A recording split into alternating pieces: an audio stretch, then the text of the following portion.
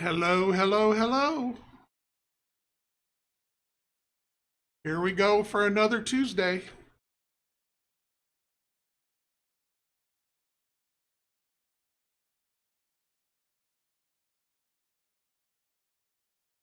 All right.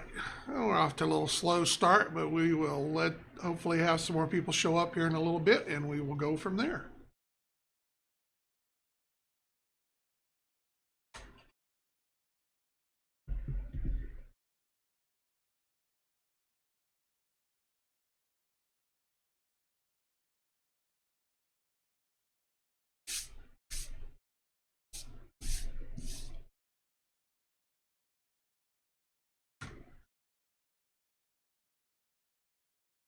Good morning, sir. How are you?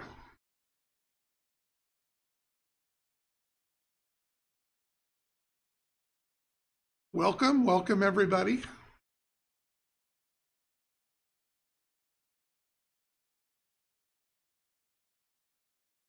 I don't have much of the excitement bug today, so if I'm not overly spontaneous, don't hold it against me. It's been a long day.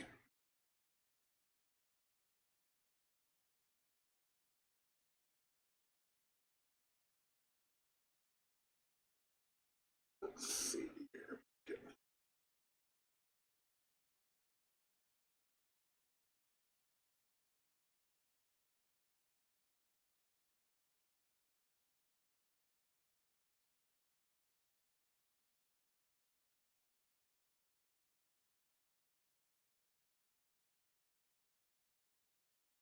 Adjust our camera a little bit there, a little better picture.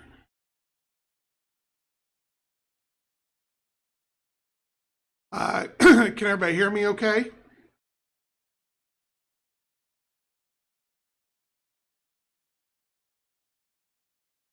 We've been relatively dry, but this time of the year is when it starts cooling down and we get a couple of months right as we go into fall and right as we go into spring. That's pretty nice weather around here. We always have a little bit of the wind, but that's when you live on a big flat prairie, that's what you get.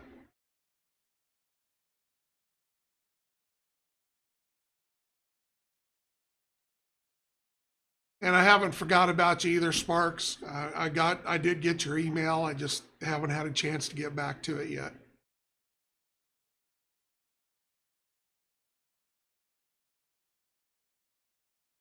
Good, good. I'll say nothing's changed, so we ought to still be doing okay there. Oh.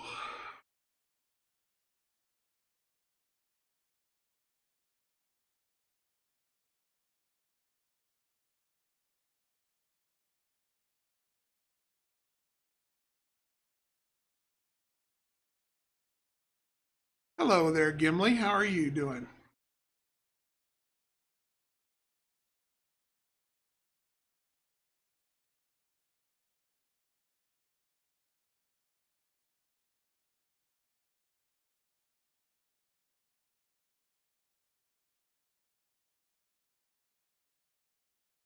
Welcome to my little world, Gimli, the world of Cav. Like, get a little more accomplished tonight.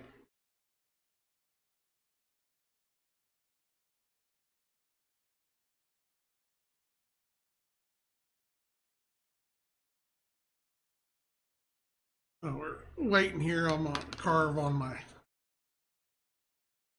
my hill here a little bit. I forgot that I cut a door in there, and I really don't need a doorway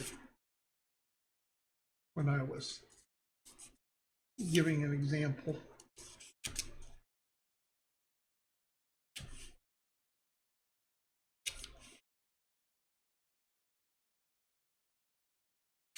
Hello, JS Twitch.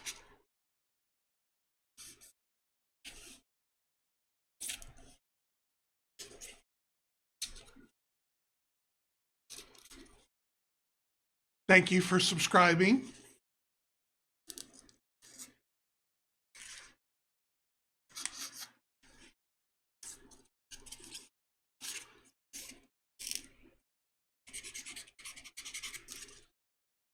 Make sure if you haven't followed us to please hit the follow button. I figure I have to remind you that since every other YouTube and Twitch channel I ever watched, that's all they say. So I didn't want anybody to feel left out.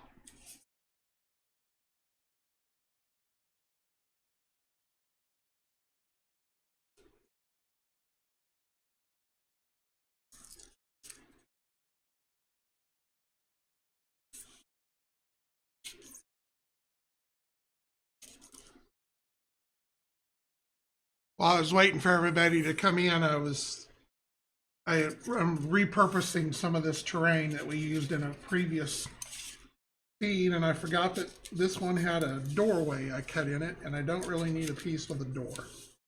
So I'm gonna carve one side of it up a little bit, see if I can't get it a little more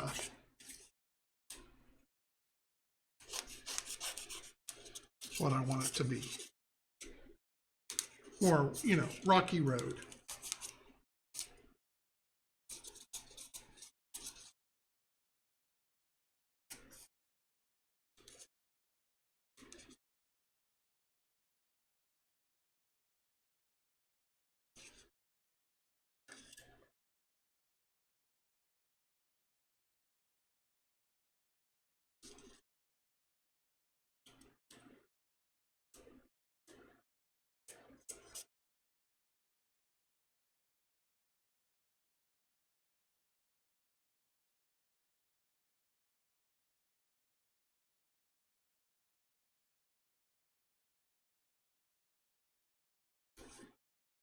All right, now it's starting to look a little rougher again.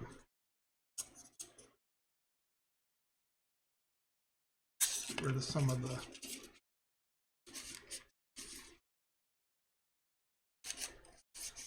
the stuff here.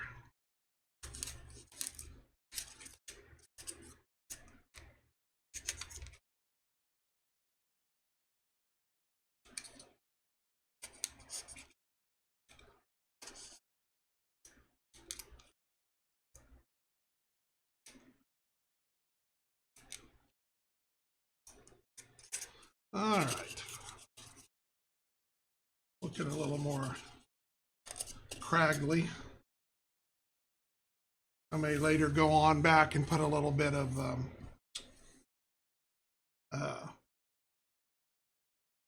little spackle in there to fill it up a little more, but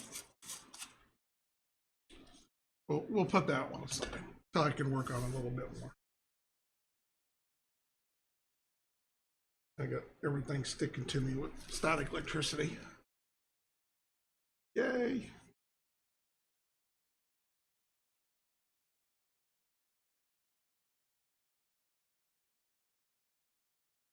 All right. What time here we got here? We about to our start point here. I bought some oil paints. I remember back to the days of my youth painting models with oil paint enamels from testers. I will never go back to oil paints. So, all right. So what I'm working on today here is we're continuing with our Dragon Hill and some other desert functioning terrain. I've already done this piece so that I'll have this to paint here later, but since I'm going with this with a more of a desert deal, I grabbed some of the pieces that we had from an earlier stream, and then some pieces that have got some, I think somebody spilled coffee on them at some point. Not me, as I'm not a coffee drinker. So we're gonna go in and work on these a little bit and get these ready for painting later on. So what we're working on here right now is with desert terrain. I'm not gonna do any flocking. So, but I want to make sure that I have a different texture in my top more so. I'd originally thought I was going to leave the texture off, and so I kind of textured that top a little bit. But I decided I wanted to go in and go back with the sand. So I just use normal playground sand, a bag that I picked up at Home Depot for $3 or $4. I like to sift it through a flour sifter to get some of the bigger pieces out of it, because since we're a smaller scale game, I think that when you're using it for texture, that bigger stuff kind of looks out of whack. So the first thing I do is I mix up some, and I just use Elmer's glue. It's PVA glue or whatever. But so for this, because of this heavier sand, I like to mix it 50-50. So I took a cup full of Elmer's and then a cup full of water and mixed it all together. So I have kind of a very watery glue. So what you want to do, and then just grab you whatever brush you're going to use. Now, one thing, these are small enough that I probably can get away with it. One thing that you want to watch out for is when you're painting larger items, you want to get across there as fast as you can so that your glue doesn't dry. Because what happens is if you put a little bit on there and then go on there and go all the way to the edge and then start again with more glue, you end up getting lines in the terrain, and you'll actually see where you stop. So what you want to try to do is, as you're coming across here, is you want to kind of work in sections, and because this is a heavier grit, we're gonna put it on here pretty thick, and that kind of helps with the watery too. Now, like I said, these are small enough I can probably get away with doing them all at one time. But what I'm going to do here is show you, if you are doing a real large section, what you want to try to do. So, like I said, I get here and I get about halfway done or whatnot. And so I have my box of old sand here. Get some of this out of the way for a second. That's already been sifted. So what I try to do now is you want to go in here and you want to spread your sand on, but don't go all the way to the edge of where you've already glued, okay? You want to just get kind of close, kind of shake that a little bit there and get that part of it done. Then shake that off. But you can see I've still left a little bit of a wet here. So now what I'm going to do is go back and then start again. And whether it's paint or it's glue or whatever you're putting on there, as long as you keep that wet, as you go back and put more stuff on there, it'll all blend together. So it's not going to be as big a deal with this kind of stuff because we're going to go back over and paint the sand later. But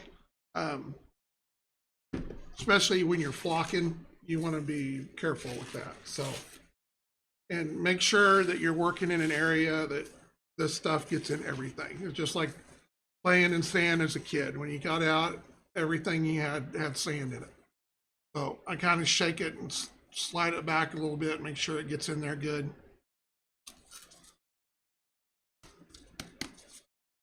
But see, that way I've got a nice, even consistency across there. So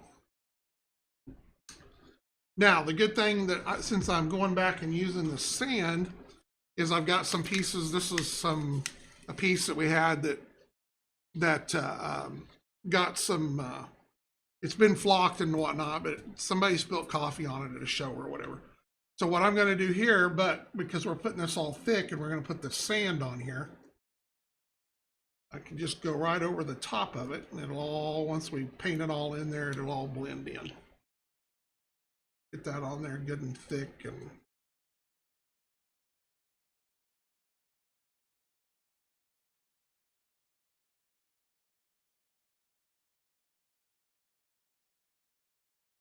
they like anything that's nice and bright. So you see purples, you see oranges, you see yellows. So bright greens. I mean, any color, they, you know, pretty much every faction has somebody painted up with one color or another. It's just a matter of the way that they use them. Like I tell everybody with The Rock, go look Flying Circus up from World War I and look at how they painted their planes. So I think they even had guys with polka dots on them. They were very secure in their deal. So like I said, I can go back here. I can put this on top of this here. We'll spread the sand back on the glue.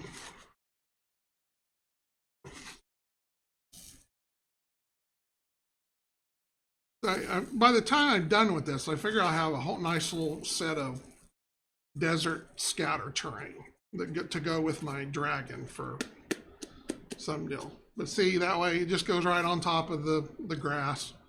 Once it's all painted up, you'll never know it was there.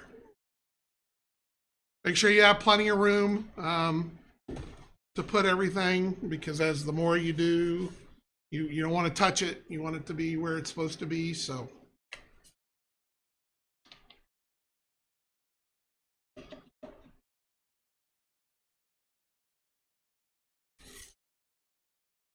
sand is good. Grit, you hear a lot of guys call it grit. They like putting grit on their terrain.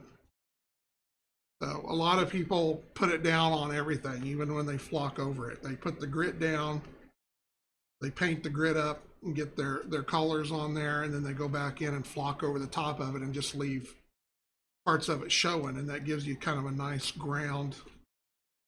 Kind of breaks it up a little bit. Doesn't make it look like a golf course.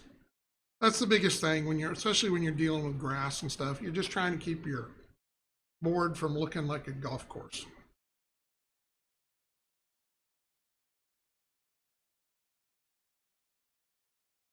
All right.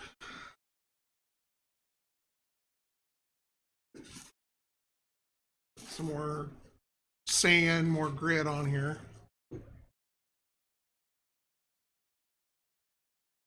Even if you got little holes and stuff in the top, it'll all fill up. And it dries pretty solid too. I'll show you here on this piece I've already done, but we're going to go back and paint it and seal it up later. So that part of it will be good, as I'm trying to find more spots to put shit. All right.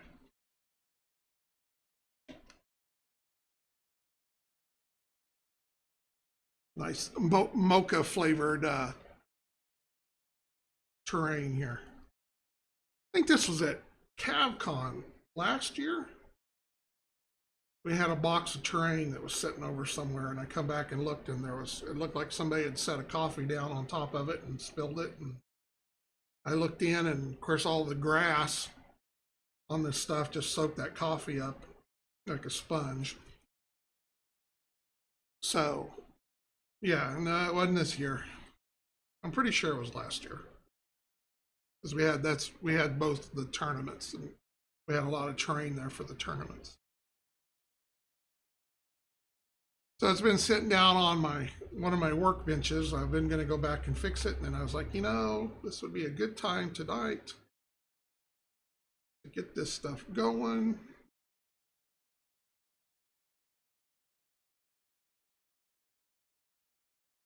And get it fixed.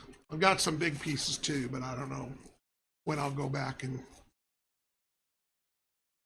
Yeah, I was talking to somebody about that earlier today too. I've just pretty much screwed off 2020. Everything we had planned for this year, things we were going to do, and so it'll be good. 2021 will be a better year, we hope. One way or the other. All right, so we fixed our coffee piece here. One of our coffee pieces.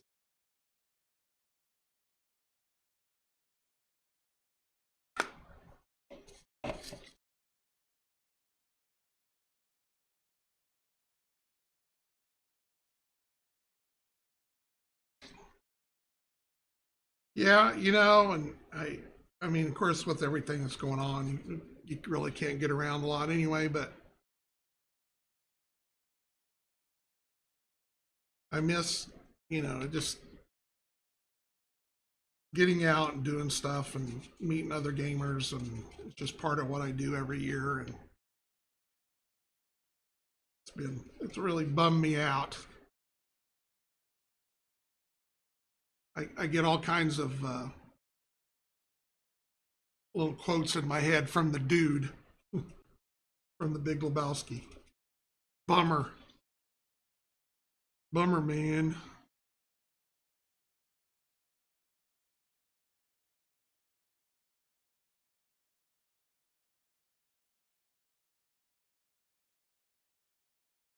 All right, so that gets that one there. Cool. It'll be a little trickier here on this one. It's a little bigger. But old sand, that glue just soaks that sand right up.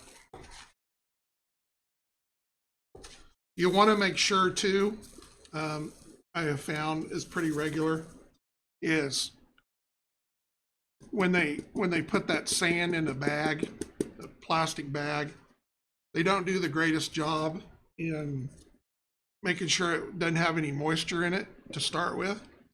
So as it sits in that bag, it gets really, really wet. So you want to make sure you sit it out and let it get a good dry to it. So now on this piece, I've got multiple levels. So I'm going to go through here, and I like to do my top level first.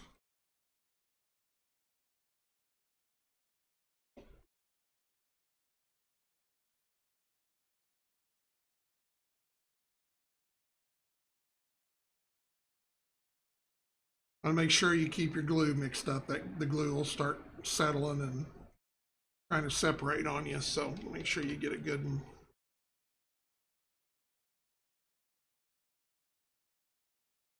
mixed every once in a while with your brush. And this is what they call a fat flat, or a flat chubby brush. I love these things. They're for craft brushes.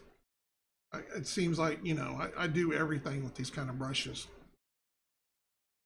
So I get them off of Amazon. I think some of these I bought at one time at Michael's or something too, that I still have. But that's unfortunately what happens with a lot of my stuff, is I buy it and I use it for a long time, and then when it goes bad, the place that I got it from or whatever, that doesn't make it anymore. I gotta find something else. I'm like, oh, why didn't I buy 50 of those?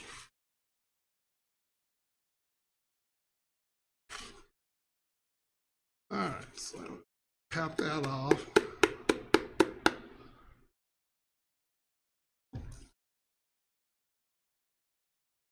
And go back and do the other level here.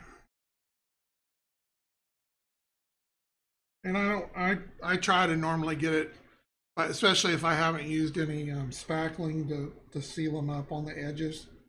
Just push that glue right up into any cracks or whatever you got. That way the flocking, the sand, whatever you're using will go right in there and fill it up. You'll never see a line.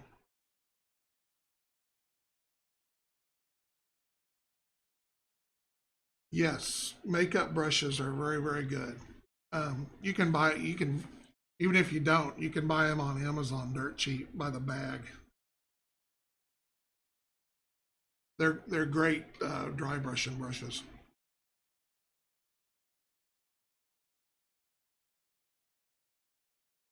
Especially if you really want to be real light with it.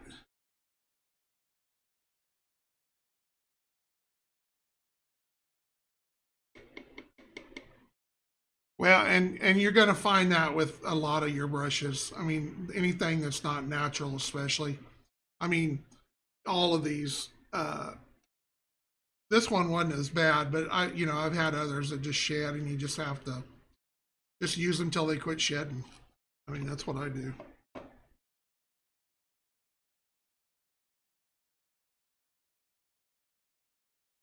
But yeah, if you can find your brand that you like, that you want to stick with, I ordered a couple of new brands that are supposed to be here tomorrow.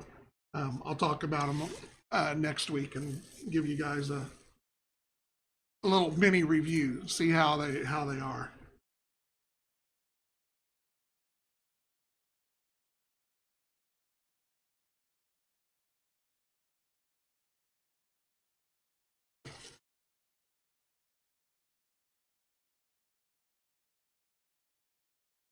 Oh, well, then you got even worse ones. I've had some like these here that I got in a bag thing or whatever. They don't even have a label on them, but they've shedded. But they after a while they stopped. So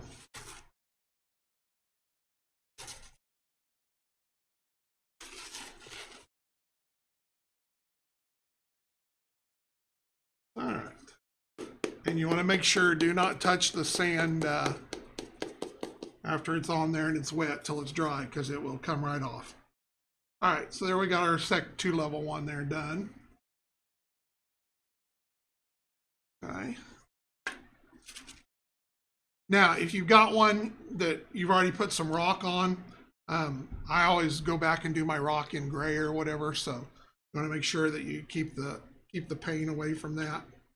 Um, since the bottom is bigger on this one, I'm going to do the bottom first.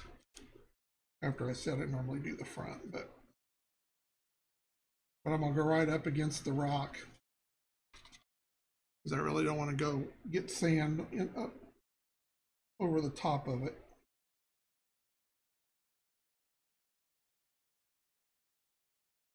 When you have real stuff with real thin, that works out really good when you're trying to keep the paint fresh. It gives you kind of some natural places to stop sometimes, so it's a lot easier to keep your paint going.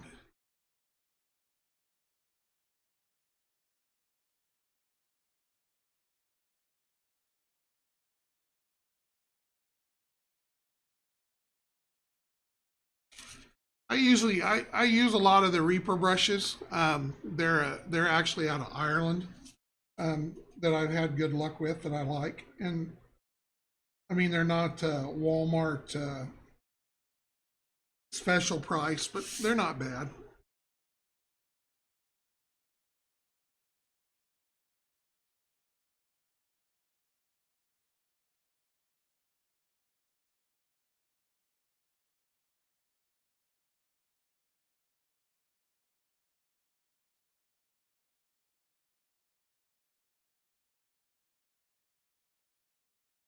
All right, I think that's all wet enough. I can go ahead and do the top since it's not very big.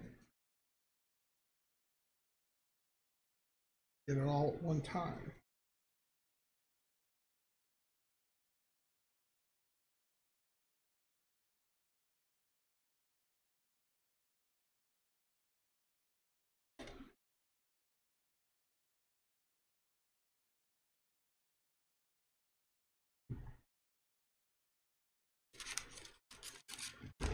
I have ordered also off of Amazon. It's called Nico, Nico. They come in a container. There's several brushes. Where I've got one that's real close. I've been happy with them. As long as you take care of them, put a little brush stuff on them every once in a while, straighten them out. They've worked out real good. I haven't had any problems with them.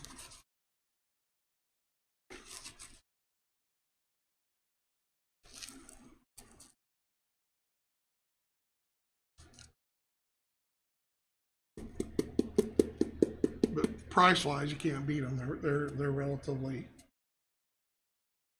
cheap for what you get price wise. All right, so there I got my sand. I left my rock there. This one's got a bunch of. Speaking of fibers, go back later and clean those up with a lighter or something right quick. Okay, so now I'm gonna get to this one here. This is my other one that I'm building like my other one there. So I'm gonna go in here and do it, match it. Again, I'm gonna paint around my rocks. I don't need to get all sand on them, but I'll get them all up around there. Start up here at the top.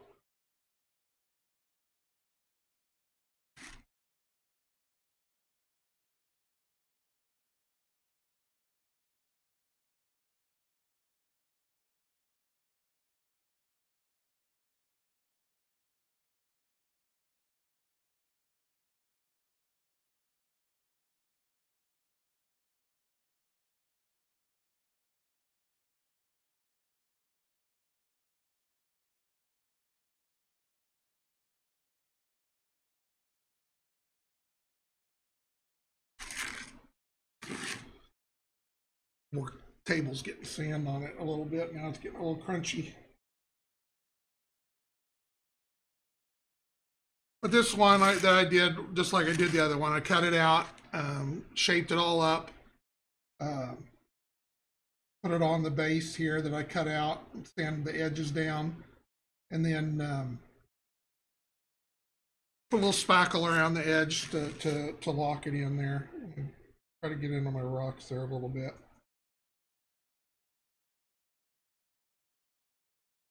This one's going to be a little harder to.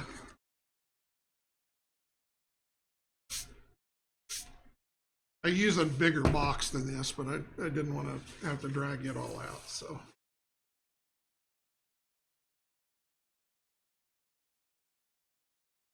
Glue's dripping a little bit.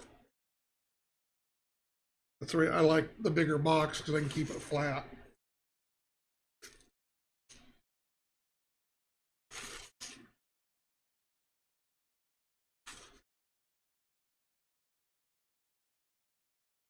All right, so that soaks that up pretty good. Just a little bit of a run over here. Well, knock it off right quick because I really didn't want sand on the side.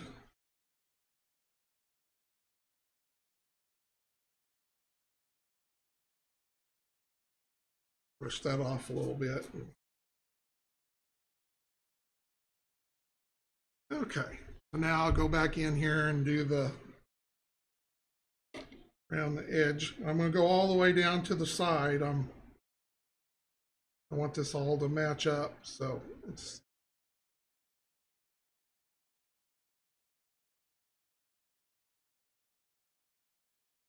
the pain in the butt to paint around your rocks, but it'll look better afterward. And you don't have to be perfect. I mean, if you get a little edges or something, I'll go back and put some smaller rock around it afterwards. I just didn't want to mess with it while it was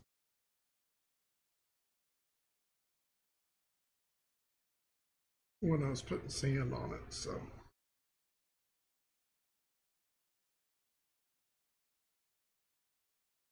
All right, so to keep it, like I said, I'm not going all the way to the edge. I'm just going to do this part of it so I can keep it.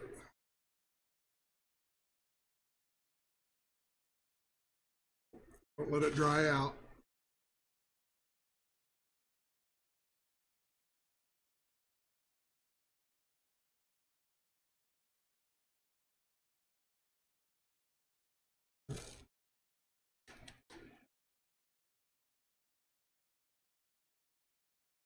A little spot there I missed.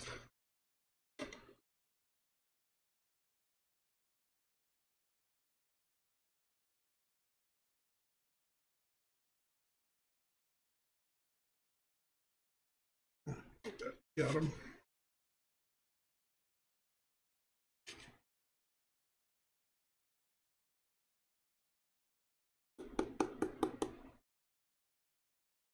All right, and we'll just keep on coming around from where I left off from the wet.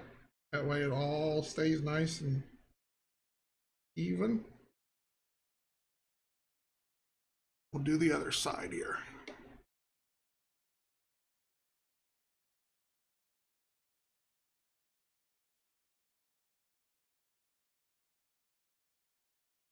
Try to do better about not missing.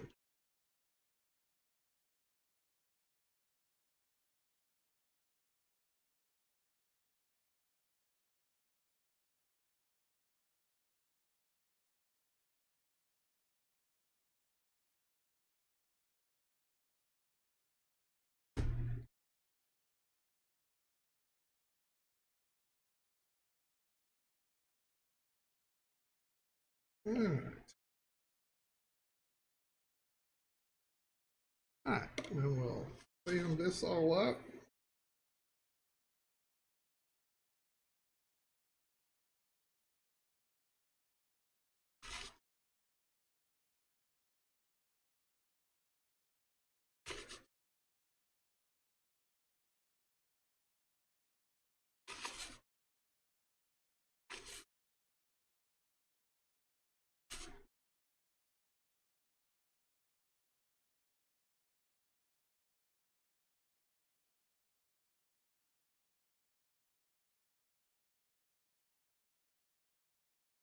Oh, leave the last one there. You can do it. All right. Give it a good knock off. All right, I think that gets everything sanded that needs to be sanded tonight. Sanding everything now. So we'll set that off to dry. I usually let them sit overnight. That way they get good and set up, and you're good to go there. So set that over here for now. Now this is the one that we've been working on. So I sanded it the other day and gave it plenty of time to dry. So we're going to paint it tonight and or at least get started painting it. So I'm going to clean my brush because I love my big brush, my chubby brush.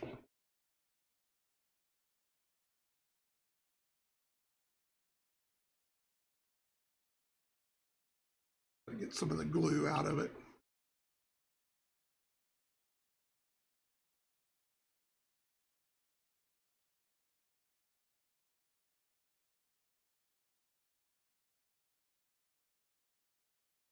All right. There.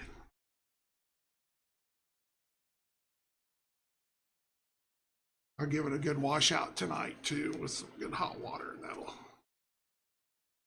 get it out of there. Okay, so for desert terrain or whatever, I use three colors: a dark, a medium, and a. So what I've got here, I went the other day and picked up my desert stuff here. So I have three colors here. This is just Bear paint from Home Depot. This is like their contractor grade or whatever. It's paint and primer in one, but it is exterior flat. I use exterior because I figure if it's tough enough for outside, it's tough enough for what we do here.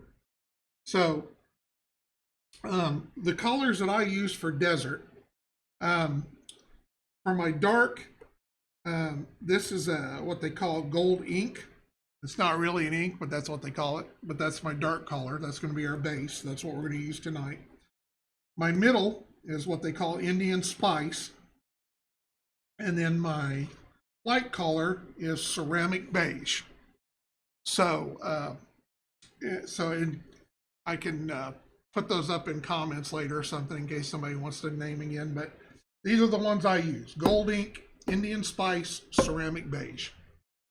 I don't do custom mixes because it never fails. I can't ever match them up, and then I forget or something. So I always just go with, I pick the ones that I'm used to using all the time, and that's what I go with. So open up our paint here. Industrial strength sized here. Normally I would mix this, yeah, I'd probably do it a little bit here, we'll see. I like it to have a little water in it so that it's not as thick as when it comes out of here. But I don't have no way to pour it right now, so we're going to do a dipper here.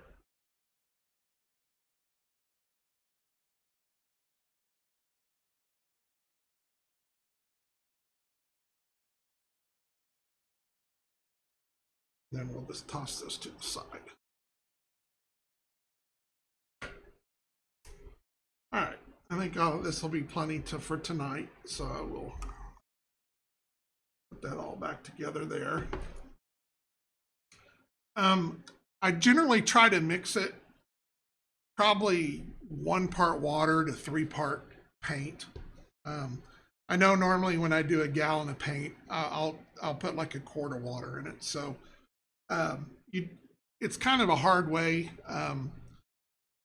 to kind of figure, because you don't want to thin it down so much that if you need to paint something later on that you need it thicker, especially unprimered styrofoam or something. but you want it to be able to soak in a little bit too. So,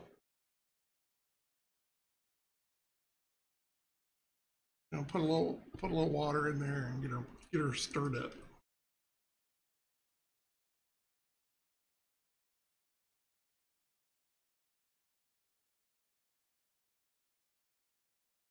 I don't think it's as fine enough for like an airbrush. That's really too thin for brush painting, but a little thicker than that. I got in there. That's all right. Too much overall. My cup is overflowing. Timber.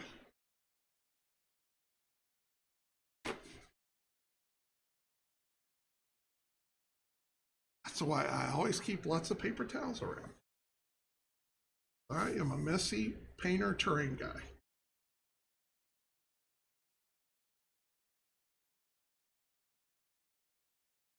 Make sure I don't have any paint dripping off the bottom here.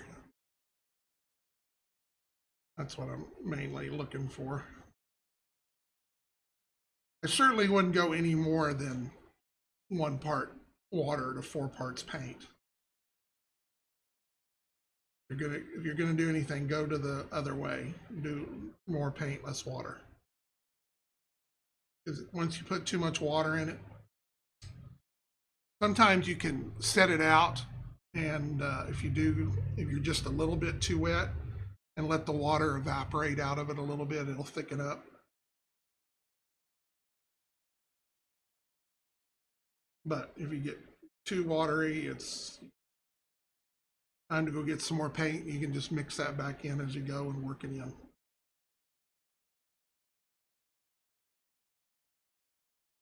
I usually have these quart jugs. The green and brown I go through a lot, but the stuff, my grays, my desert, my stuff like that, I'll have these quart cans forever. It goes a long way.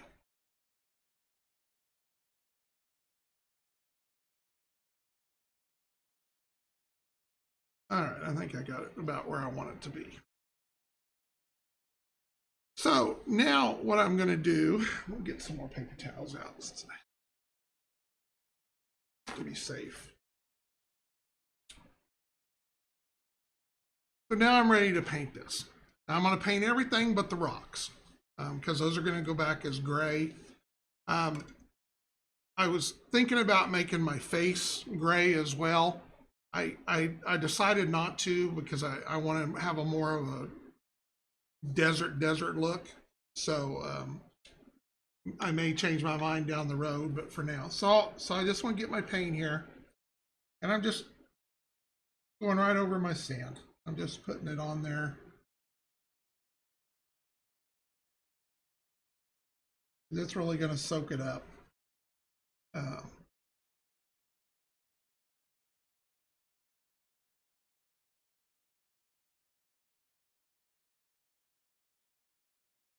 Might be a little thin. If you get a little on the rock, don't worry about it. You're going to go back and do those gray later. You'll just paint over where you. Good way to tell is when you paint on the styrofoam. If it's staying solid on the styrofoam, then you got it good. If it's getting really streaky, then probably got it too.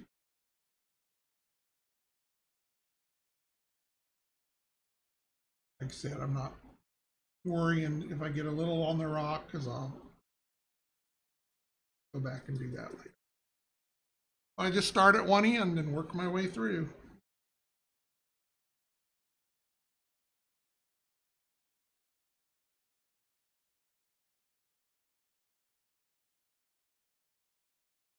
Could probably stand a little more paint in it, but my cup's so full. I'm just going to fight through. If I have to, I can always come back and give it a little bit of a second coat.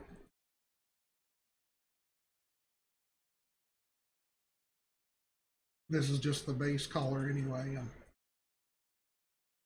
This is putting your base down, and this is sealing that sand up. you're getting that paint in there to makes it really stick to the terrain, and gets it a lot better for when we come back in and do dry brushing and stuff.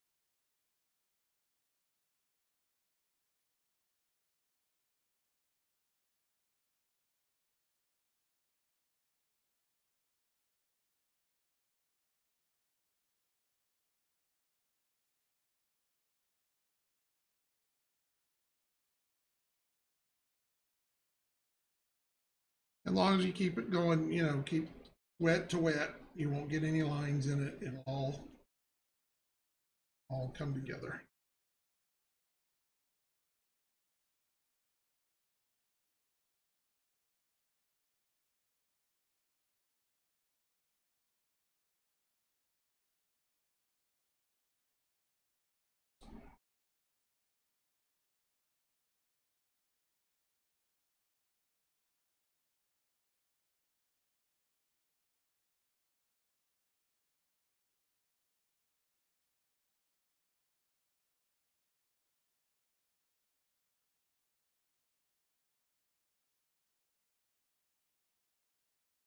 I want to make sure I get it up underneath the edges of my rocks good, so that I don't get any weird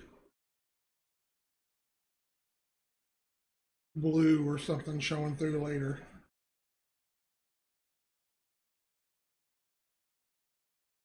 Well, and where I see my white or my blue, I want to make sure I get paint in there.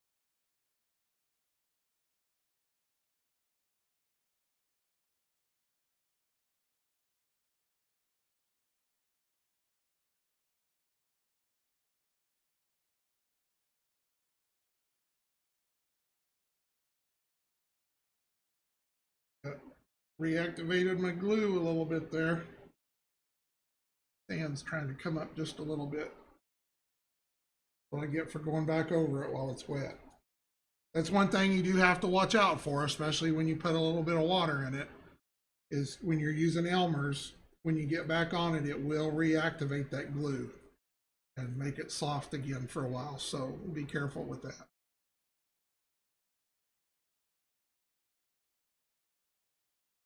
You're putting it on thick, especially.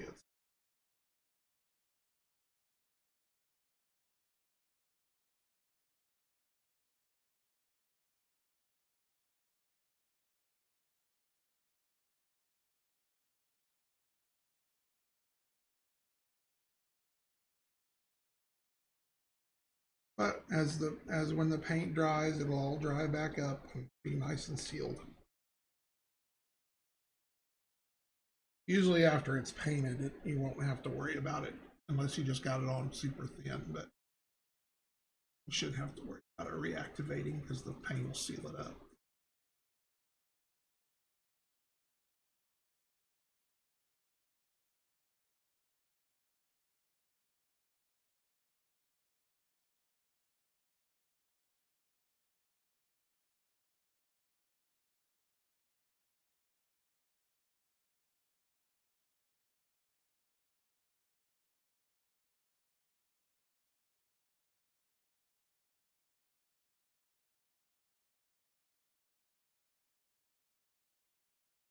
But you can see it's not going super dark. If I was doing like more of a Badlands or something, or a Martian or something, I'd want a little dark. But with this being desert and sandy and stuff, I want to keep it, I don't want it to get too dark on me.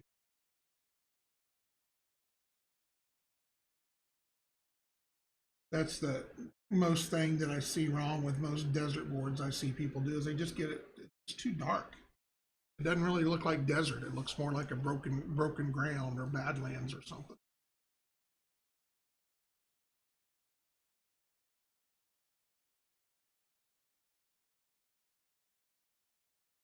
That's what, like, the light color is just kind of a sandy, almost like flesh, Caucasian flesh or something. It's really a light color. Yeah.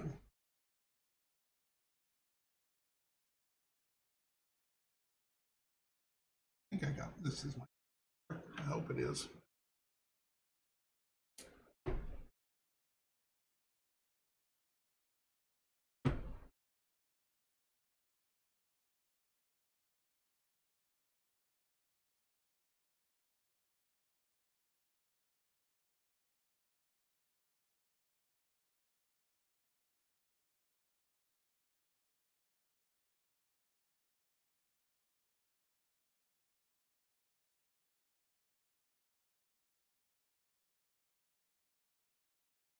All right, so I'm gonna do a quick little look around, make sure I don't see any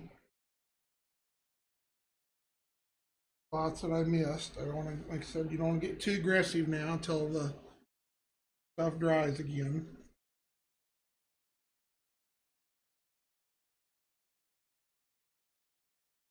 But I think I've got it all.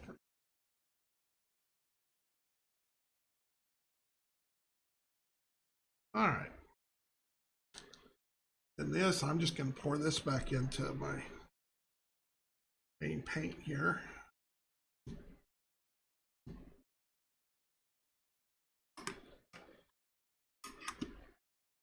Maybe.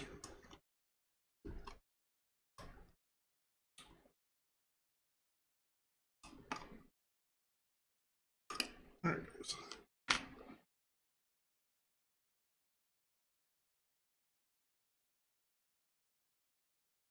Back in there nice and good. And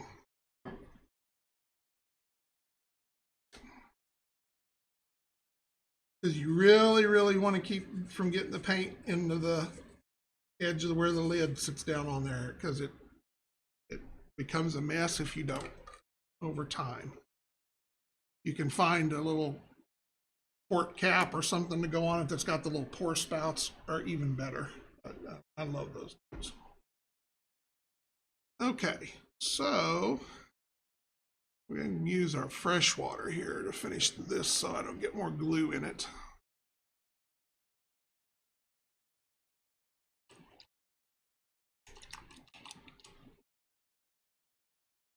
All right, so here is our, this is our, so this is our first, our base coat. So it's going to have to take some time to dry. Then I'll go back, and after the others all set up, I'll paint those down.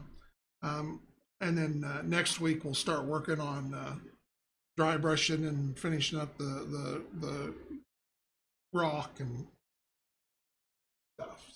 Put that over and let that dry, and then we'll try to clean up our board a little bit here. But I made a mess as usual. I've been doing so good with this one.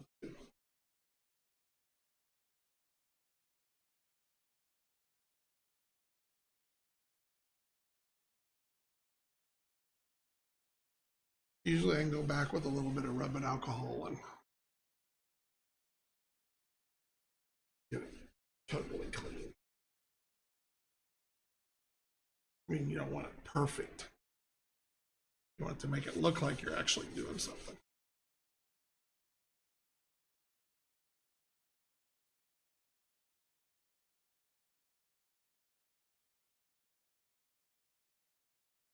All right, that'll take care of that for now. All right, then we'll clean our brush out.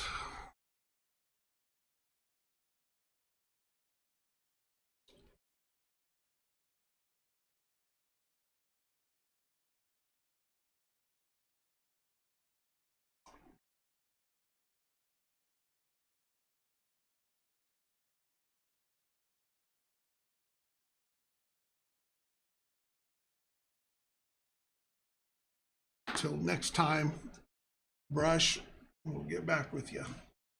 All right, so there's where we're at with that. So now we got our base coat on our heel. Next week we'll get our medium in there and come back and dry brush on top of it, and then that should finish that up, and then we'll trim it out with some little grasses and finish the rock up and stuff, and then it'll be ready to skeleton and put it on there. So we're getting there, we're getting closer. So today I was over at Hobby Lobby picking up some things, and I always like to go over to the plastic plant area and see what they've got in there. So I found these little doodads here. They were just there. We're in some box or something like that. They're 99 cents a piece, but I had a 50-cent off coupon, 50%. So I got them for 50 cents a piece. I haven't done the bases or cut them off yet, so it'll be something I'll try to show you next week. But I thought, how cool would these be as trees on an alien world? I just thought they're just the right size. We'll cut the trunks down a little bit, paint the trunks up, base them. But I just thought, how cool is that for alien trees? Something different. So I'll have those next week, better set up. I just got them today, and so I didn't have a chance to get bases and stuff ready for them. All right. So, any questions about what I've done so far, or anything you would like me to talk about today?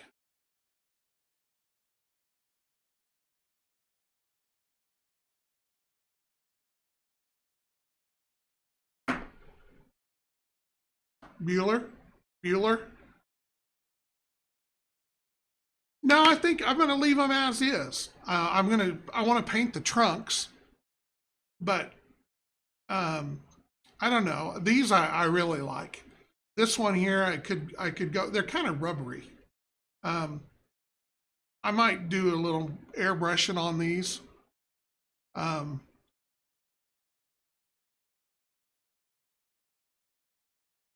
But I'm assuming every Hobby Lobby will have them if you want them. But I just grabbed a couple of each just to play with for now. But I want to go back and get some more. But especially these.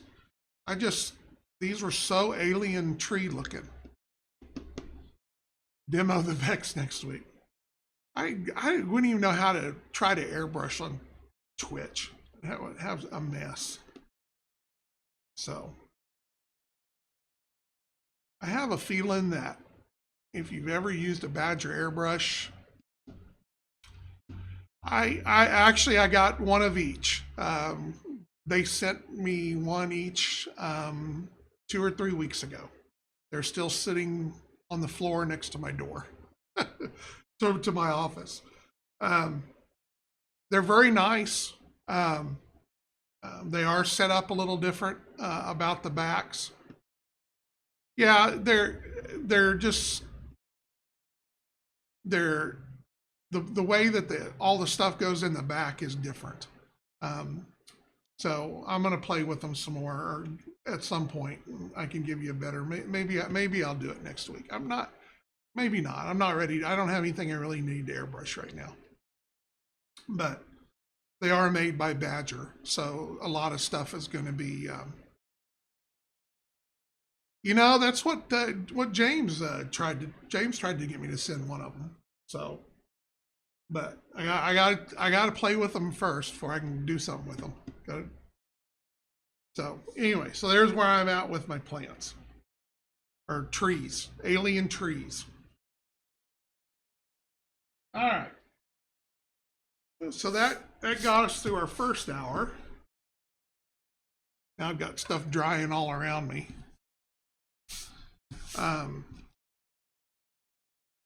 So I'm going to work on my corporate headquarters building again. If I can get all the sand off here. God, it gets on everything. Right? Sand and flocking. It's everywhere. Okay, so I have got further on my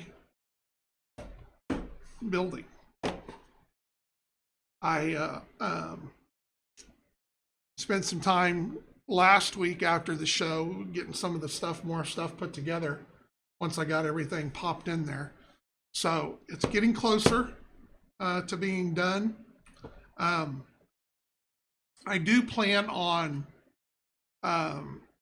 putting windows or something behind them rather than just leave them. I hate just leaving open holes. So that's going to kind of change the way that I put it together a little bit, because you're supposed to, this goes in here like this, but I don't want to do that till I paint it, or till at least I get the primer on and stuff. So so I'm going to kind of build it in 2 pieces. In hindsight, I wish I'd probably painted inside the tunnel before I went as far as I did, but I think that I've got enough room to at least spray enough up in there that it'll be okay. But probably going back and trying to paint the little dots and squares is probably going to be pretty tough. Might be able to put a little wash on them or something to make them pop out. So that's where I'm at on my building. So we've got, so at this point, they want you to put the top on there, but I'm not going to do that. So I'm going to try to see if I can finish putting it together without putting the top all the way in. So I can set this to the side because we're done with that for now. God, it's getting heavy. Okay, so for this, you want these little doodads to go in there. I'm going to say that that's not the right piece. Oh, no, it goes in this way. I'm sorry. Hey, that's wider than they're supposed to be. Okay, so hopefully these will go in a whole lot easier than the other ones did.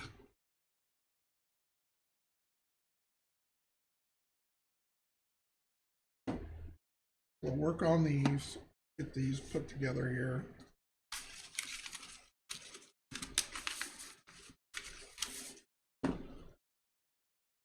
Oh, so much to do, so little time.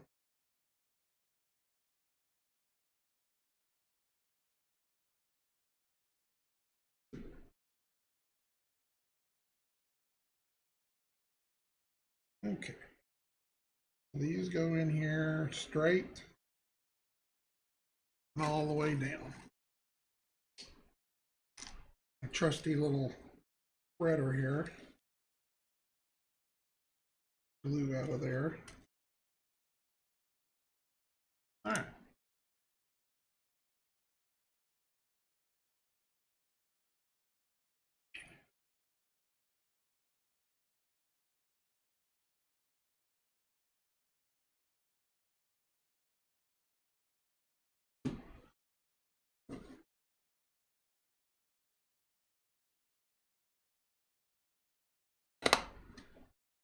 Yes, much easier.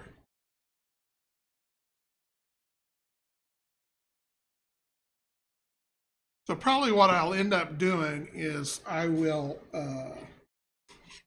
get these primered between now and next Tuesday, and then I'll show you. I'll put the windows in next week and start doing some of the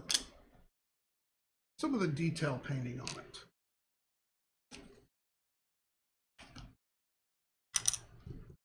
Okay, we're actually running out of parts.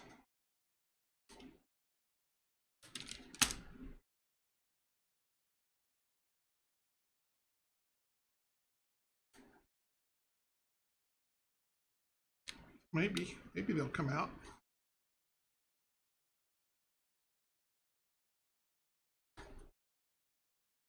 When they have these unusual shapes in there, and they just don't, if you don't get them turned just right when you start, they bind themselves up. You gotta sometimes push it around a little bit. Show it who's boss.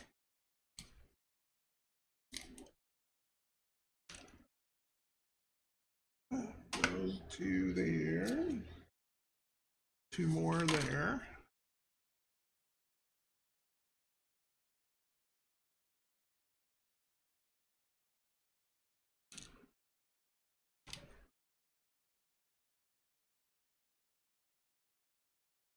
Okay.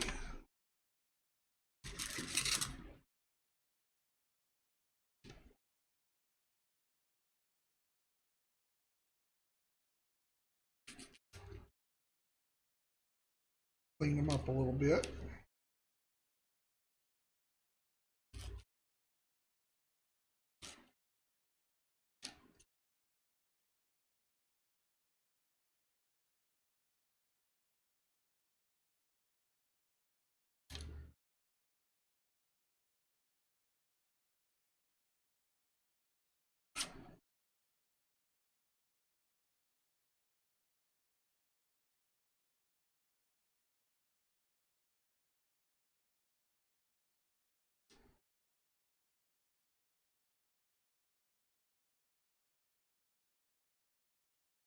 Okay, so now we can go in here and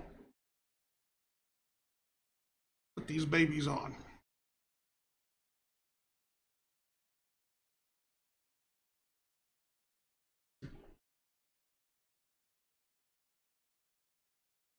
I'm always fascinated by how the engineering that goes into these MDF kits, because you have to think, and I'm learning as we're working on our building line. You kind of have to think a different way, because you don't have the ability to do certain things, especially if you're trying to do anything that's round or slanted, you know, because you're dealing with the thickness of the material, and the thicker it gets, the worse it makes it. So very interesting.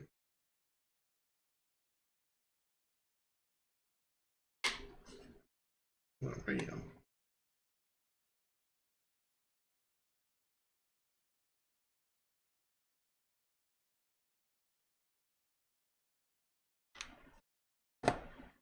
Hopefully building it in two parts is not going to end up messing anything up.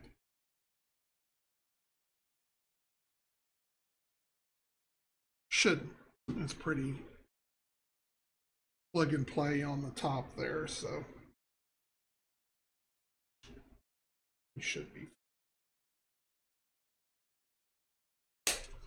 Oh, hey there. Didn't like that.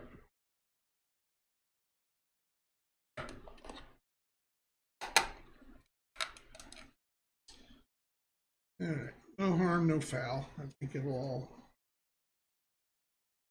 heal up.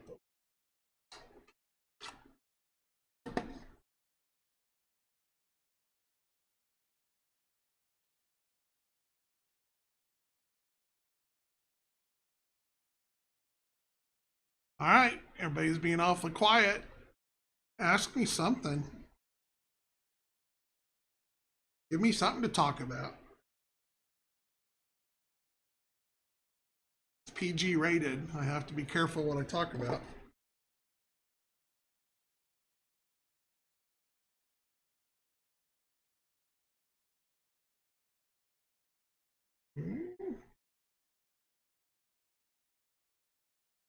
We were doing too good earlier. Now it's decided to be a pain. There it goes. Oh.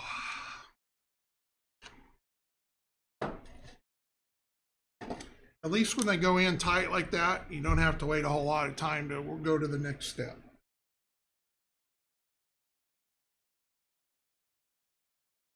You don't have to worry so much about the glue not setting up yet.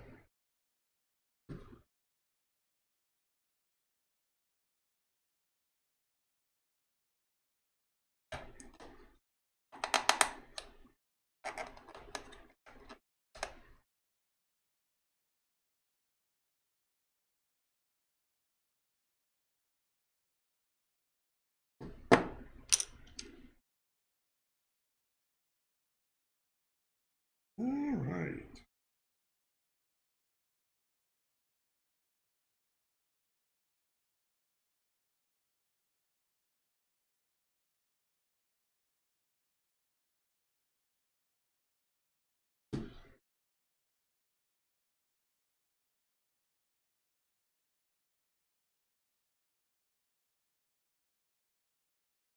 I think there's a couple of these left on the store, by the way, if you would like to get one.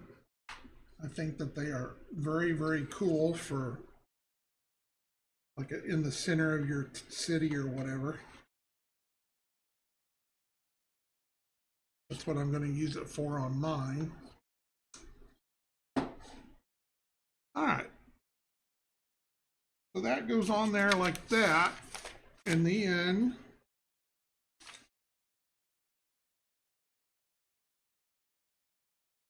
it's ready for these outside pieces. Possibly, maybe.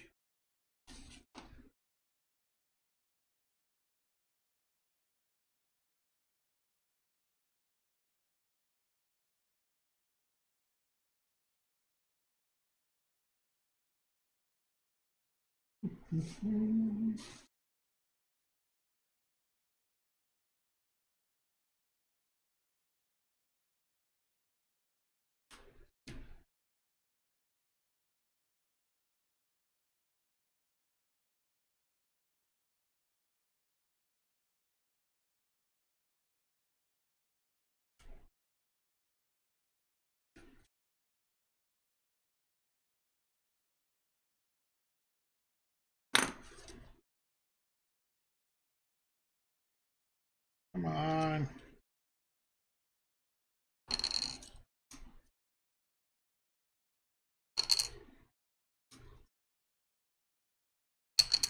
All right, we should have one more somewhere. We hope.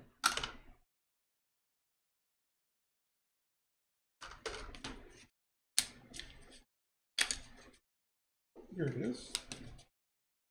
It's one little piece.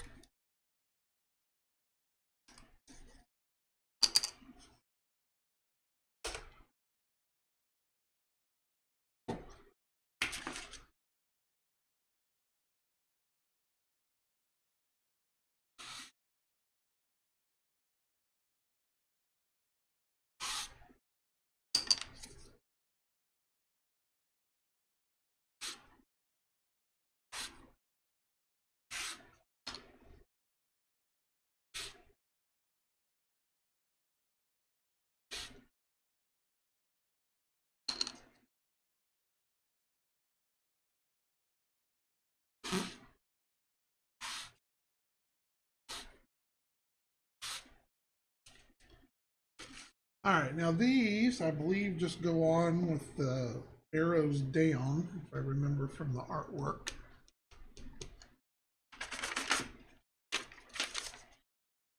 Yep, arrows down. So these go on the outside like this.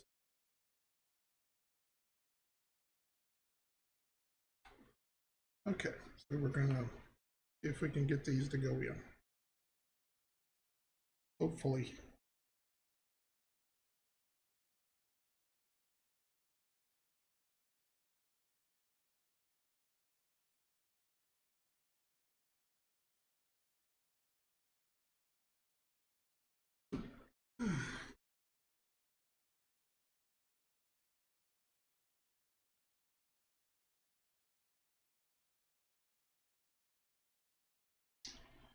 Yep, inside's in. There it goes. Now that side.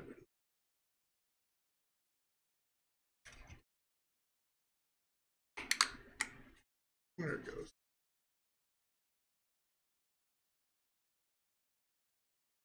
All right, so that gets our, see, this is where one of the spots are you have to kind of think about when you're building this stuff or designing this, because you can't have a bevel, but they've got it so that the top, the edge goes right up against the building. So it's pretty cool. Attention to small detail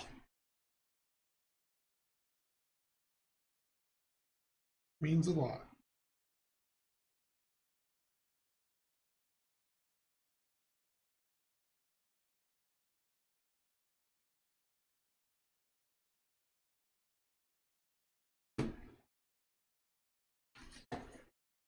Put this on top of this part. Easier to get it in there.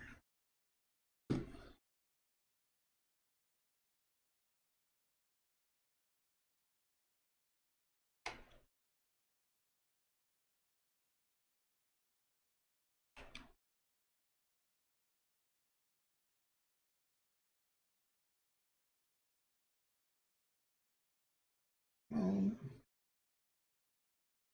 one spot it always wants to stick you.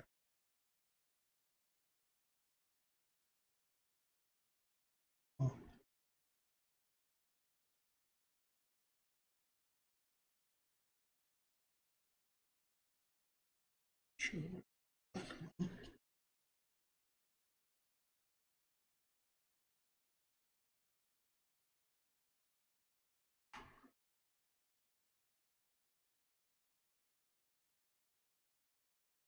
it straight.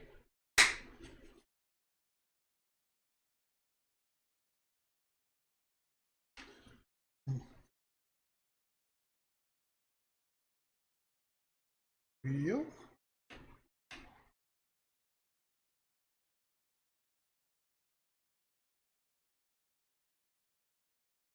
I think it's got kind of a weird angle that you got to hit it just right and not so you don't pinch it.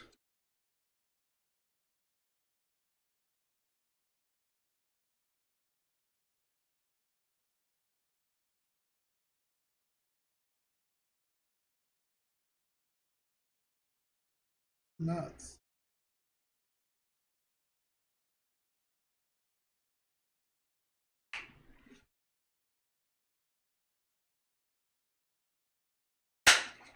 There it went. One tight fit. It is in there. But not, I bet that one never comes out.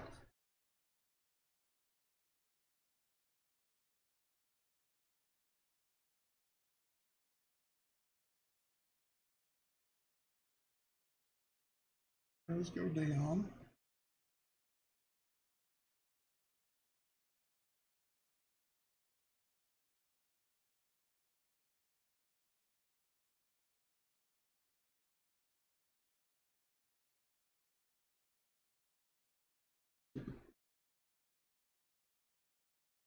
All right, this one will be a little nicer.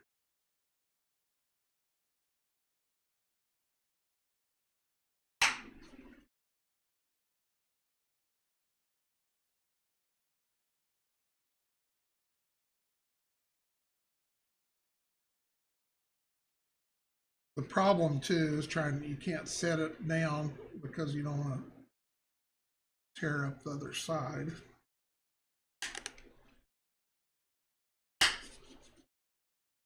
All right.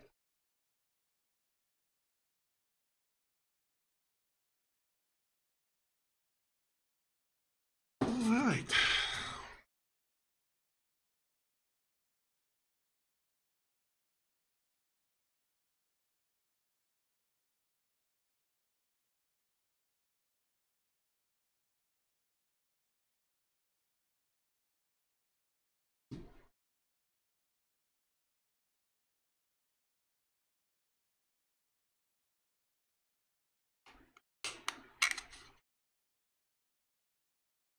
I think I figured out how to put them on from the top now. Figured that out earlier. Okay. So that takes care of those parts. Oh, now it looks like we've got a really tricky part.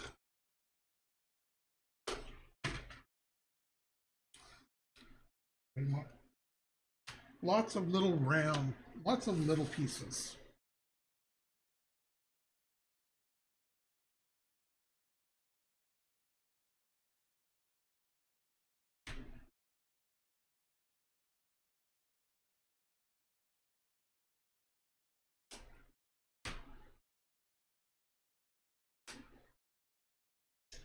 That always I hate when they try to put stuff on there to kind of make a circle or something, is you don't know if is it gonna line up by the time you get to the end of it. The other end, that always kind of sucks.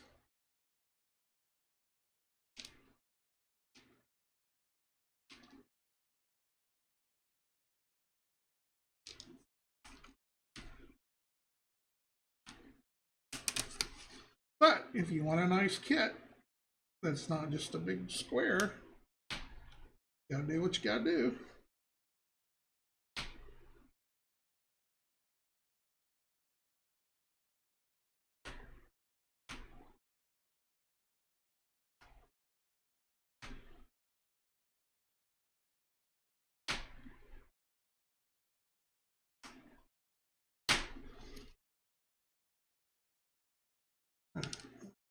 Go there. Yay, another sheet all used up. All right. Rear these up a little bit.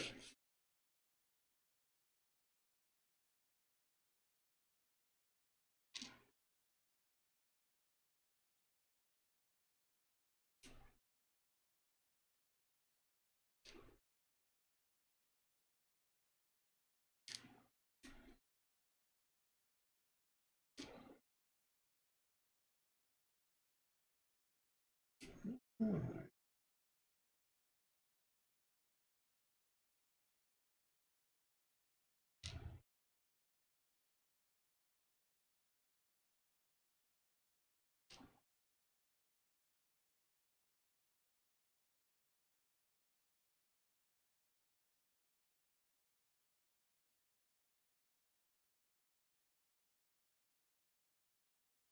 Being awfully free with my Vex there, James.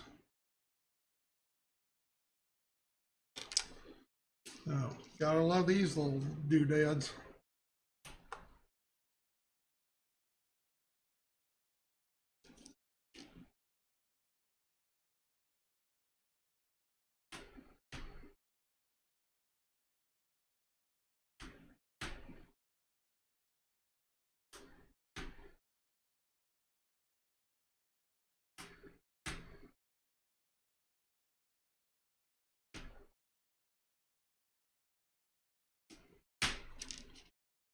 Let's see how these are going to come out.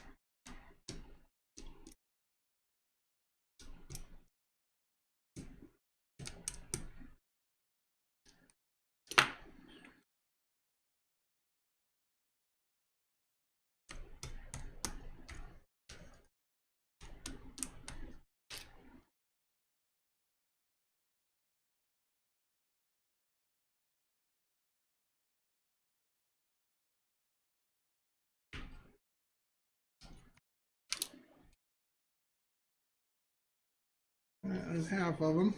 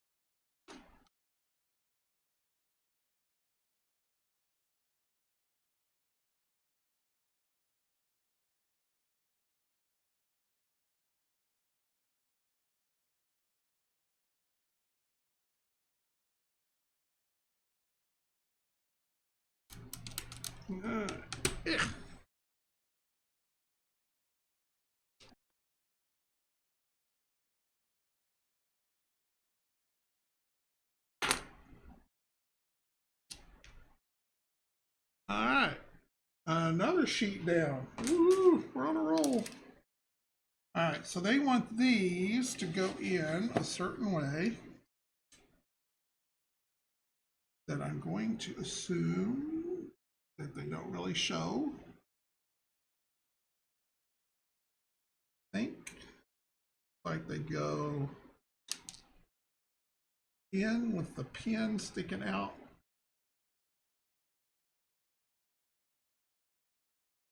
So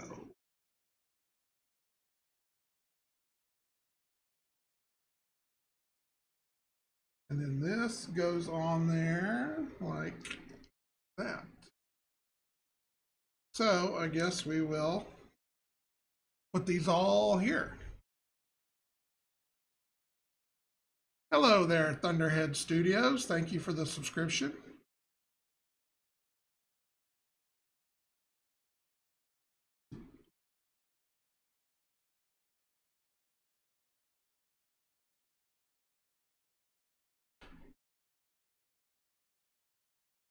Hopefully these will all square up like they're supposed to. As it goes on.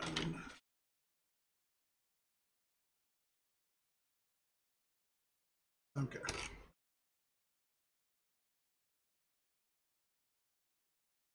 Oh. So how is your day, Mr. Thunder? How are you doing today?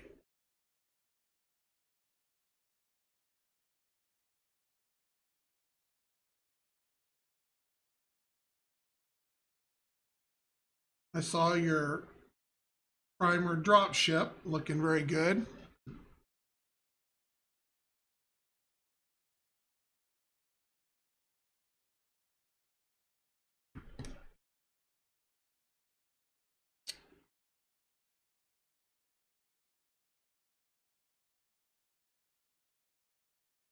I got a little too much glue on.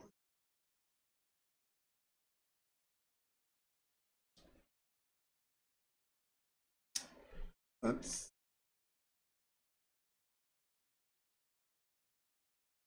a new mirrorless camera. Well, that was nice.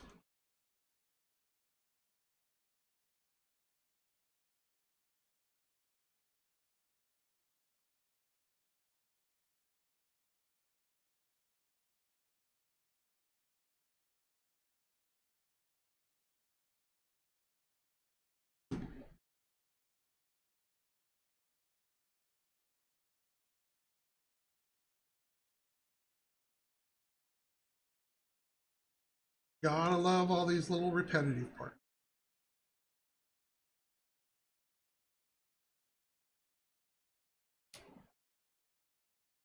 Give it a little bit of a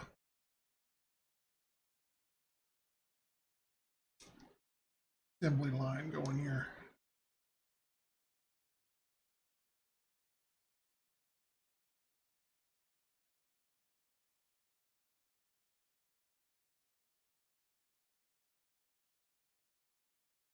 I do that all the time, but it always, after a month, it's back to where it was. Just the way I roll.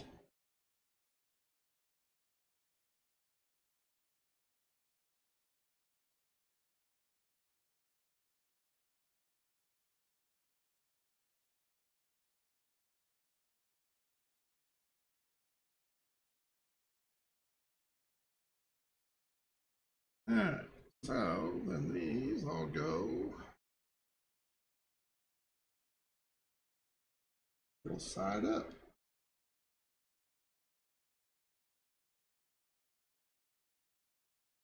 Oh yeah, let's be the first one and not go in there.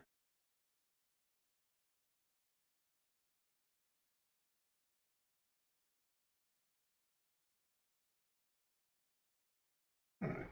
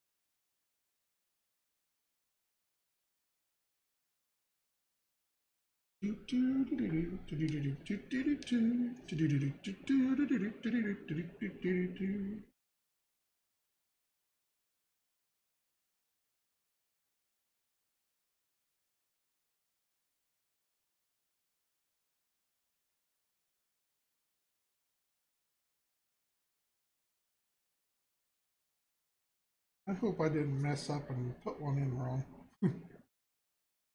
That would suck.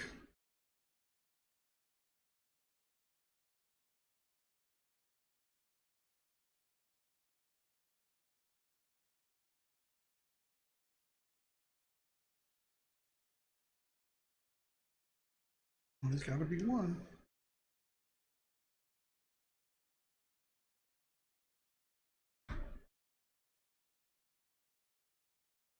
All right. Getting there. Stay on target. Stay on target.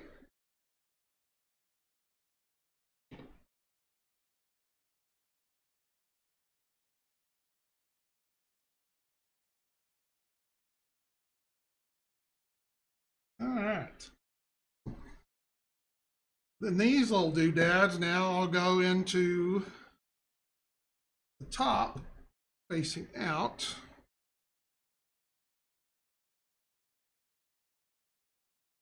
This is where I'm worried about it not lining up. But I don't know any other way to do it.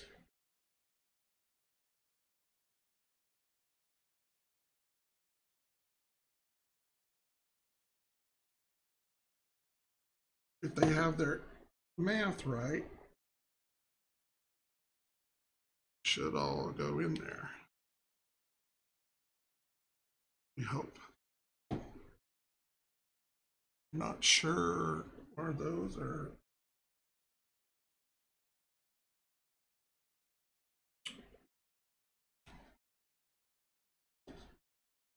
So, guess we'll just go for it. It's the way John Wayne would have done it.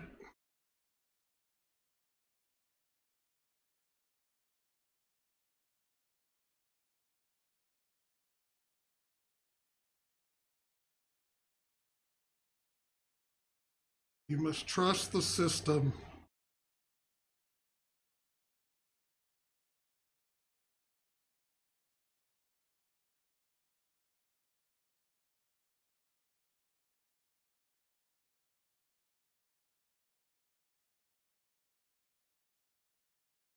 You know what? We are almost done with this dude. If it, as long as it goes together here in a minute, it's going to be assembled finally after all these weeks.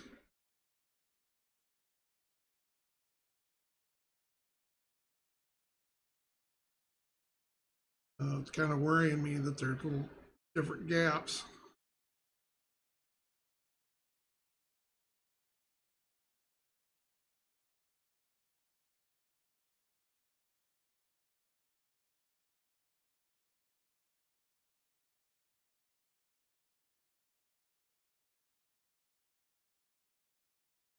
The bad thing about MDF is the way it soaks up glue is once you get it in there, if you leave it for just a little bit, it's in there. If you want it out of there, you're going to tear it out. And something's going to go with it.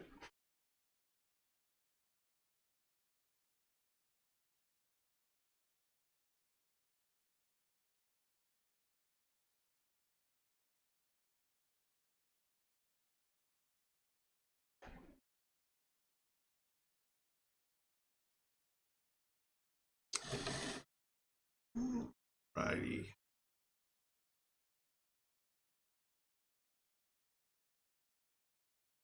How are we doing time-wise? Oh, we're still got plenty.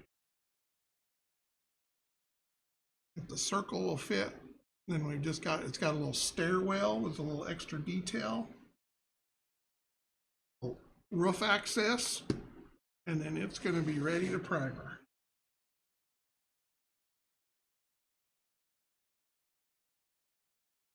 All right. So that's that there. Now we got to get this circle out of here. This is the one that's worrying me.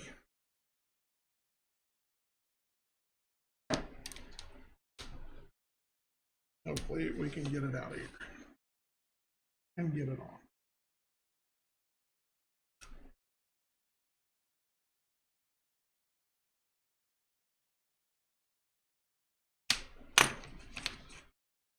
All right, so there it's out.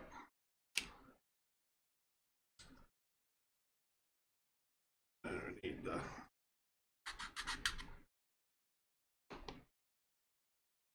Where do you learn to do all that? All this? This channel. Oh, where did you learn to do this? This is just 50 years, being 50 years old and figuring a bunch of this stuff out back when there wasn't TV and Twitch. But we are gonna, that's why we are here. We are to pass on our knowledge to you. All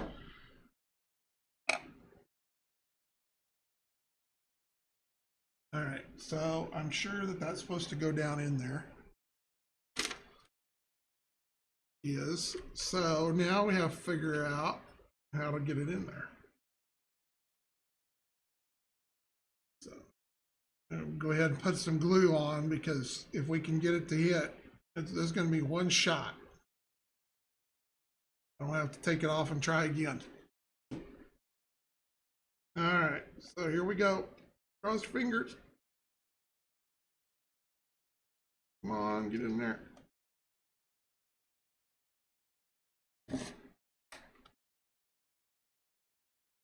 Dude, it's not looking good.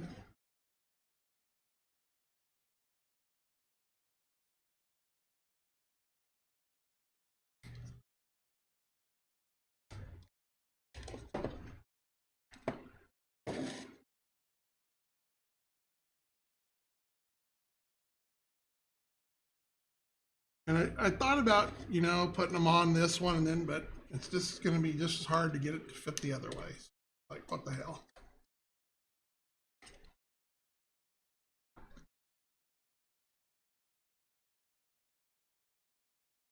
It acts like it wants to go. We're getting there.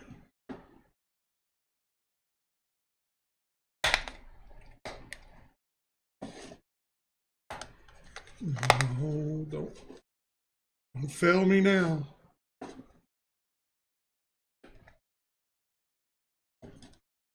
Well, you look at that. We got her in there. Who would have thought? The crowds go wild.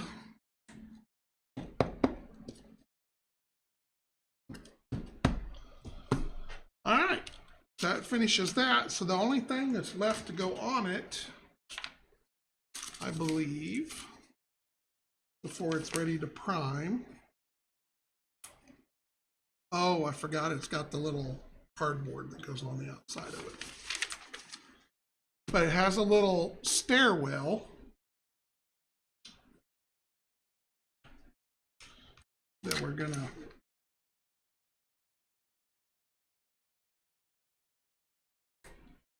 they've got this so it's multiple pieces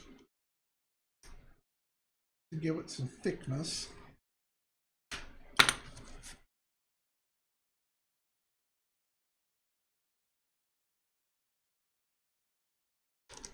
Possibly, maybe.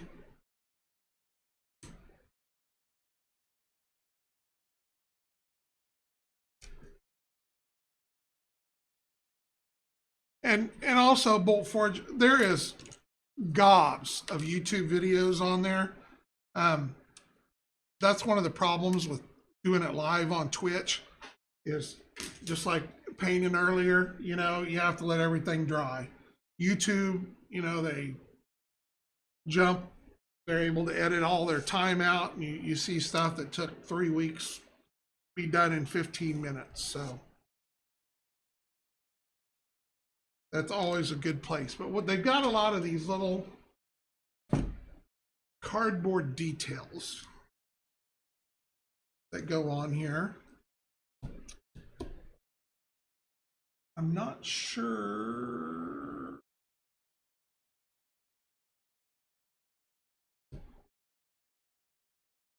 No, I think they're using that to cover up some of the places where you've put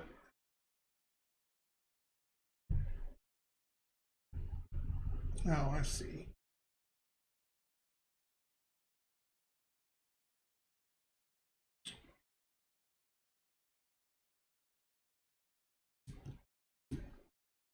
It's kind of like trim.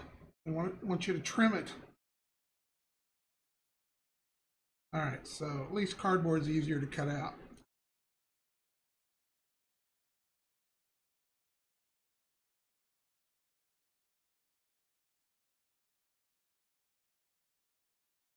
He said, famous last words. All right, so then they want us to take these and glue these together so that they have to make them wide enough to be a door.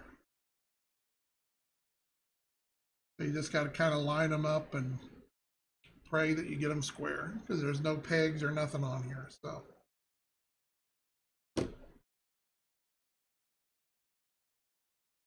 going to get that all in there. Get them nice and square. Or as square as I can get them.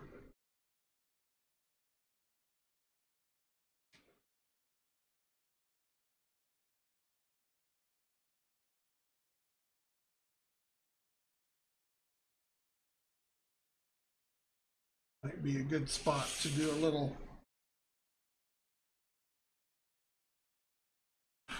just a little sanding, make sure our lines are good, nice and straight, even straighter.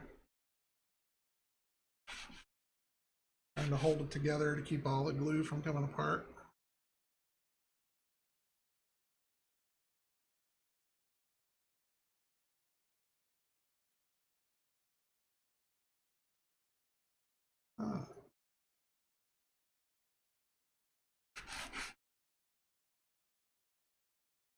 All right, pretty straight, pretty square.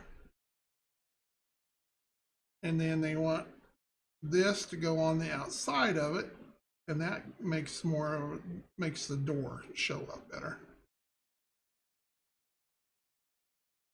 I will say that I'm not real wild about this gray cardboard that they use because it's even worse about soaking up stuff.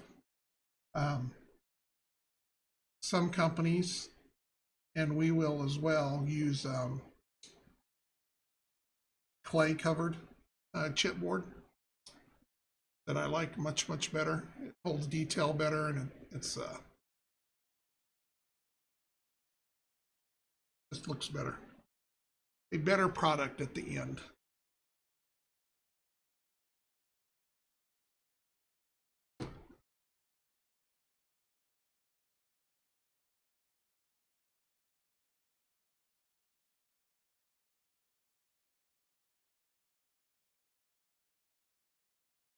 See, they've got it so that the edges stick out a little bit, and that gives you a little bit of a door look. I guess you don't give us a door to put over it. I may go back before I paint it and build me a little door or something there. And then this just goes into one of the corners. So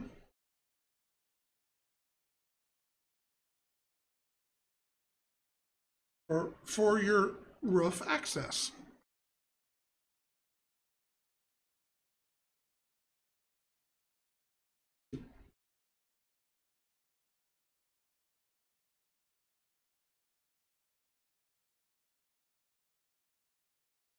Voila, like that. Okay, so as far as the MDF side of it, that puts the big building together, but it's got all this little detail that it wants us to put on. Sucks.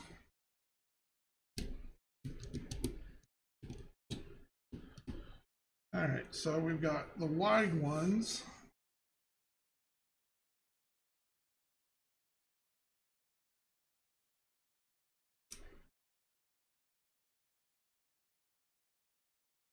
Do those first. And these go on the outside here, on right here.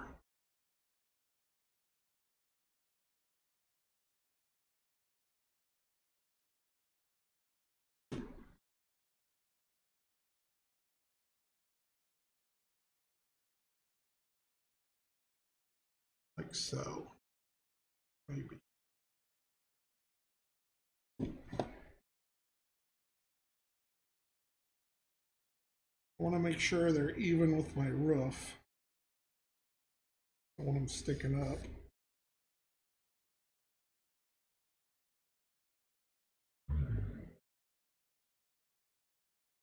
That way they don't get in the way either when we go back to put the, oh, And then I knocked my little top off there. Get back on there.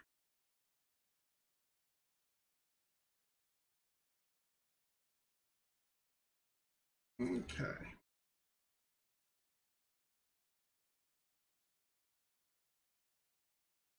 But with these kind of being raised up off the wall, that will be some nice areas to be able to dry brush onto.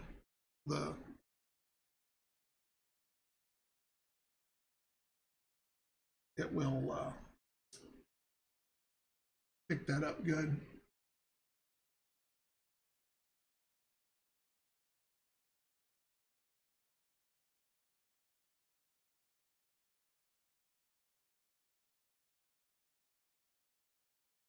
Oh, quit knocking that off there.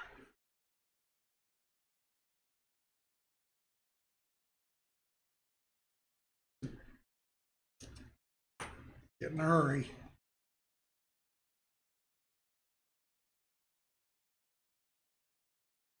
All right, then the little strips go on next to it. So I'll go ahead and do those while I'm here, doing one side at a time.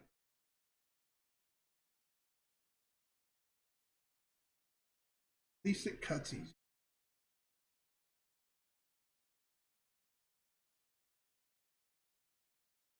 But what's nice is they've got these to cover up the joints on the corners. So that's nice.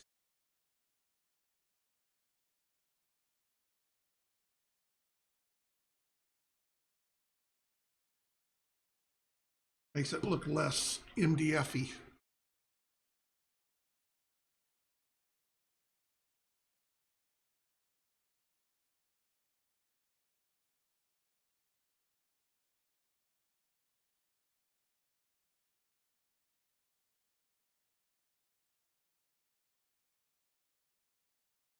Try not to knock my roof off again.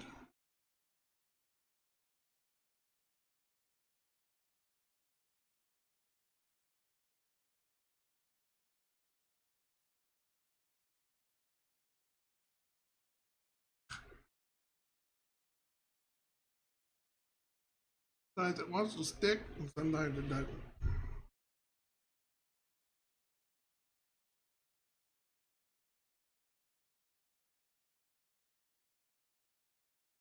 Make one wider than the other. Oh, there it goes again.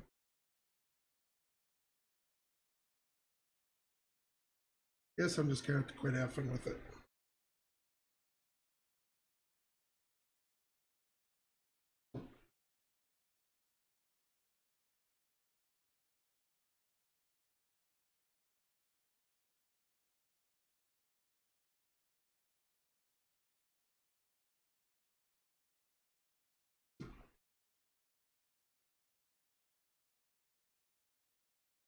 Let's see.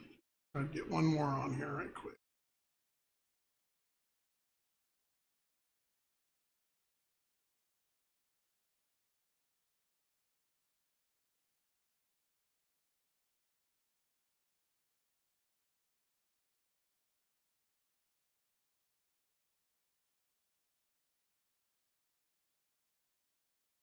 All right, so I'm gonna give that time to dry so I quit knocking that thing out there. But you can see they got this where it covers up the joints there. So we'll put that on the other sides. It's also got where the arrows are. It has cardboard that goes on top of the arrows to pop them back out. So we'll put those on after we get that stuff done. But other than putting on that last little bit of detail, that is the build.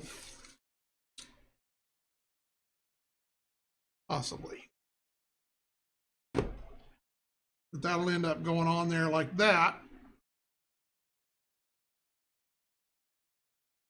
And get an idea of the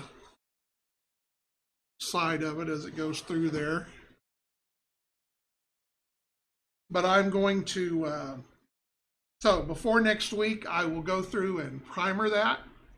Um, and then after I've got it primered, we'll work on it again next week. I'll show you how I'm going to put windows in it, and maybe get to doing the detailing on it. Not a lot of stuff that we'll do to it. I wanna still trying to get the finish. I don't know if I want to do it gray or do I want to do it kind of a brownish. I think in Blade Runner it was kind of a dark brown color, maybe marble looking something. I don't know. Maybe I'll go back and look at it.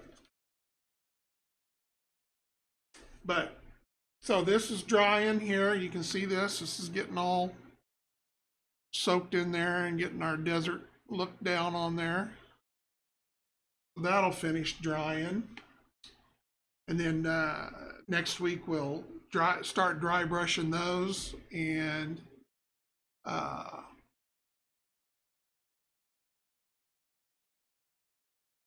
get the gray painted on the rocks.